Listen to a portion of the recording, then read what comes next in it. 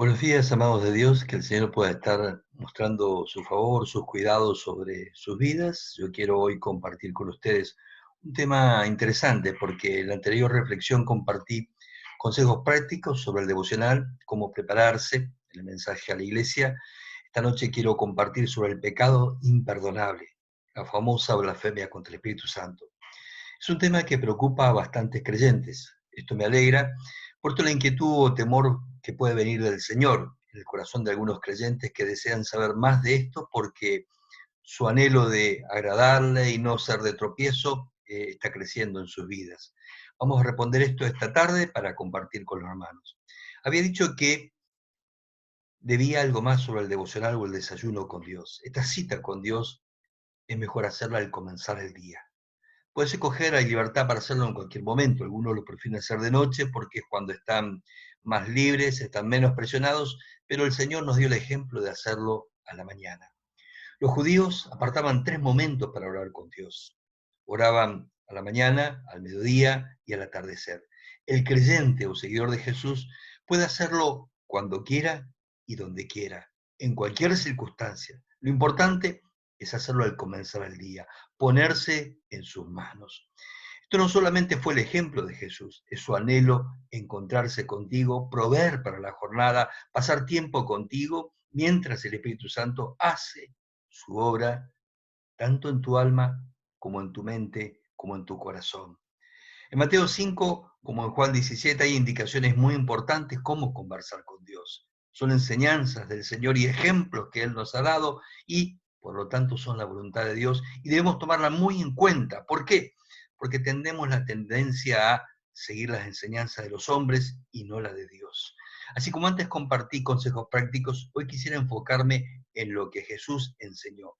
Y lo primero que Jesús nos pide en Mateo 5:5 es que nuestra oración no sea como oran los religiosos, que la motivación no sea ser visto ni oído. Es decir, a Jesús no le interesa que tengas una bonita oración ni palabras bonitas, sino que seas sincero, que puedas abrir tu corazón a Dios y libremente, con libertad, la libertad de un hijo comunicándose con su padre, tú puedas estar en su presencia, hablar con él y también recibir de él. Por eso nos pide no orar en público. Y cuando lo hacemos en el templo, como algunos dicen en la iglesia, cuando oramos ante otras personas, en una célula, en el templo, y no y no en privado, estas oraciones en público deben ser cortas, deben ser específicas, como indica Mateo 5:6. Lo segundo que Jesús va a pedir en Mateo 5 es que tu oración, tu plegaria, tu contacto con Dios no sea un rezo, que no caiga en repetición, en vanas oraciones que se repiten y no llegan al cielo. Sé que muchas religiones se acostumbran a esto. Jesús no enseñó esto, enseñó todo lo contrario. La oración es un diálogo, una conversación con Dios. No es un mantra religioso. Es más, Dios no anhela ni quiere que tú estés repitiendo muchas cosas y muchas veces. ¿Por qué? Porque esto no te da un mayor acceso a Dios y no es lo que Él nos está enseñando. Está enseñando todo lo contrario, que sea un diálogo, una conversación fluida de un hijo con papá, el papá que está en los cielos, que nos está viendo no como juez, como amigo, como Señor, como Salvador, como Padre que nos ama.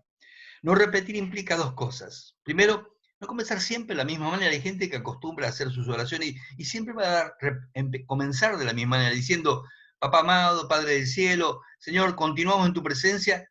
No seas reiterativo.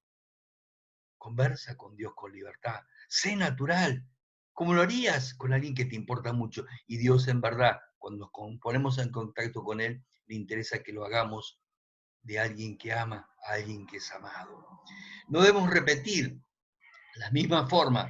Ahora, tampoco significa ser reiterado o reiterativo cuando oramos. Por ejemplo, cuando tú hablas con tu hijo o con tu cónyuge, no le dices, por ejemplo, mira hija, quiero hablar contigo, hija, es importante, hija, que me prestes atención, hija, quiero enseñarte, hija, que tienes que estudiar, hija, esforzate, es importante, hija.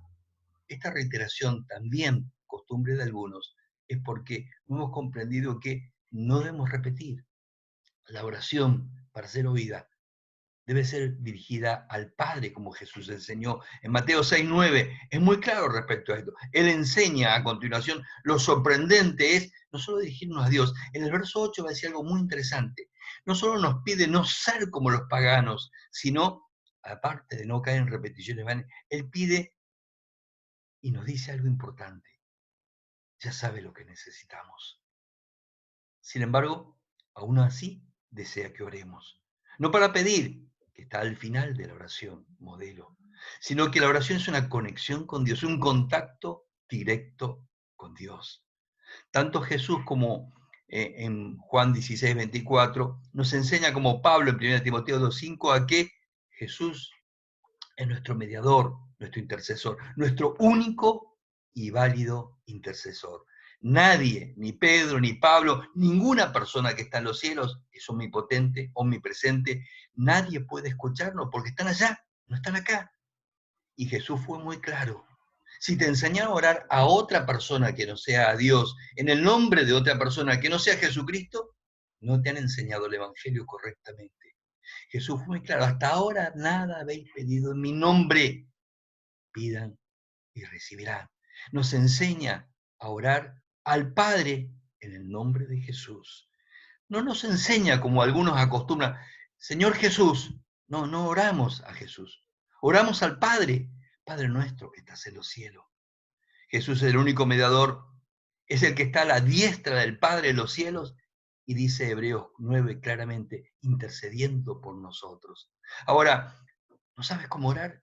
Romanos 8 dice claramente que el Espíritu Santo nos va a enseñar en nuestra incapacidad o debilidad.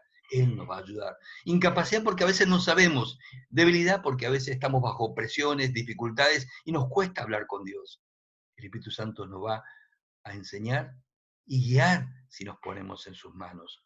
Al comenzar la oración, tanto acá como en las oraciones que el Nuevo Testamento contiene, en cada una el contacto comienza con Dios, con una alabanza al Padre, reconociendo quién es Él, reconociendo lo que Él hace, reconociendo que Dios es algo importante para nosotros. Mientras algunos reclaman y decretan algo que Jesús no enseñó, ni los apóstoles enseñaron, no es necesario. Jesús nos enseña que el reino de Dios tiene que comenzar en tu vida, en tu corazón, en mi vida. La segunda parte, cuando Jesús comienza a enseñarnos cómo orar, Él dice, hágase tu voluntad como en los cielos, en la tierra. Y el primer lugar es tu propia vida, es tu propio corazón. Que el reino de Dios comience en tu vida. Andar bajo el señorío de Jesús. Que el reino se plasme en tu andar, en tu pensar, en tu vivir. Nos abre las puertas del cielo, facilita la obra de Dios. El Espíritu Santo puede trabajar, puede cambiarte y lo que anhelas, lo que necesitas, encuentra un carril despejado cuando en tu corazón está el deseo de hacer y vivir en la voluntad de Dios. Que el reino de Dios sea el reino que gobierne tu vida. Acá entramos en una preciosa enseñanza cuando, ¿cómo llamamos a Dios? ¿Por qué?